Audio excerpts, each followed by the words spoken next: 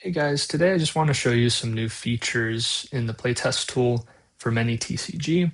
So you can see here I have a new game set up and I can switch between the players that are in the game. I just have one other test user in here right now, put some stuff on their battlefield. So before, if you had played the playtest feature, you'd be very familiar with this layout. You would click on the different users to swap between their boards, and then you could play on whatever board that you want to interact with. So a big improvement that has been made is the addition of zooming and panning. And if we look at the top left corner, we can see this new tiny little tool belt here. And right now I'm on the hand. So this is the pan tool. So it lets me click and drag the battlefield. You can also pan with I, J, K, and L.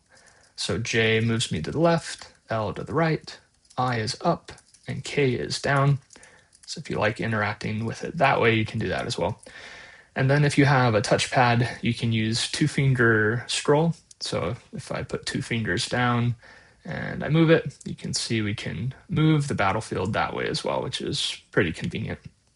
Another addition is the zoom menu. If you look at the top right, you might have seen this before, but it's a different zoom menu. So before we had a grid size that you could increase or decrease. That still exists. If you click up and down, those are the hotkeys to change the grid size. And now that grid size just changes the zones, so your hand and your other zones. So if you like playing with a different size for those zones, you can still do that. It's just now in this hotkey menu. This new zoom area is for zooming in and out of the battlefield. So I can interact with it that way. I can zoom out, you can see here. Or you can do a control and scroll, or if you're on a mouse, you can just scroll.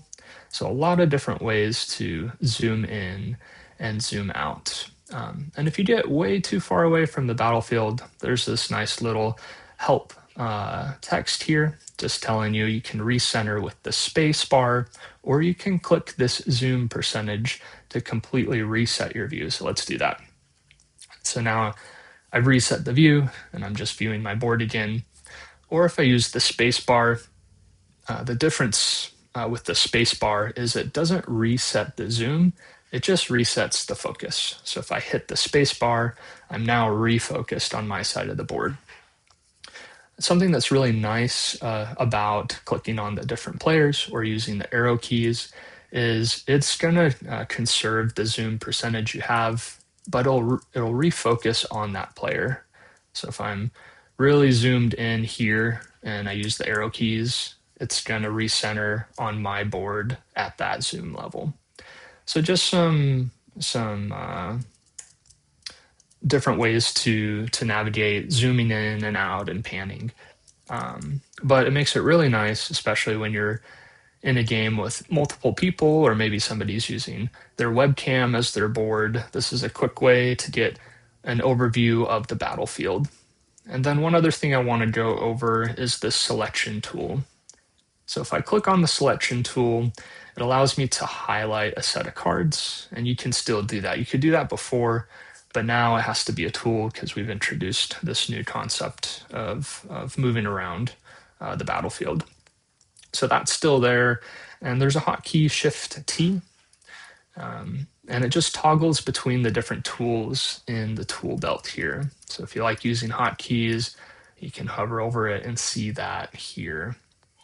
And then one other thing I want to go over is shift clicking to select multiple cards. You couldn't do this before, but now if I click on a card and I want to select another card, I can hold shift and click it. And if I want a third one, I can click another one. And now I can use a couple hotkeys on those selected cards. For now, it's only tap, untap, flip, and rotate. So if I click U, it's going to untap those three. If I click T, it's going to tap those three. Or I can click F to flip them over, or R to rotate them. And you can also use any one of these menus. So if I tap or untap, I can do that from the menu as well. So that selection tool can come in handy. And then more bulk actions will come in the future, like adding counters or moving all the selected ones to your hands. And then one other thing that might change in the future, but for now I want to go over it. If you're trying to interact with somebody else's battlefield, it won't allow you to just take all their cards because we don't really want that. So you can try to, but it's gonna prevent you from doing that. So if you need to interact with somebody else's cards, like take control, you can take control of them individually, or if for some reason you're just completely taking over somebody's field, that player can select all their cards and then dump them onto your side of the field just like that.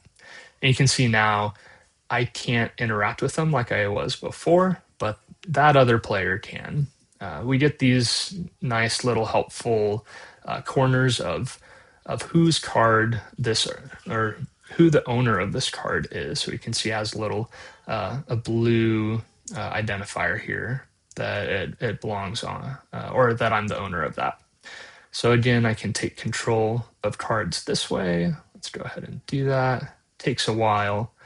And if you need to take control of a lot of things, you can always just ask the other player to. So those are several new features that have been added, improved upon.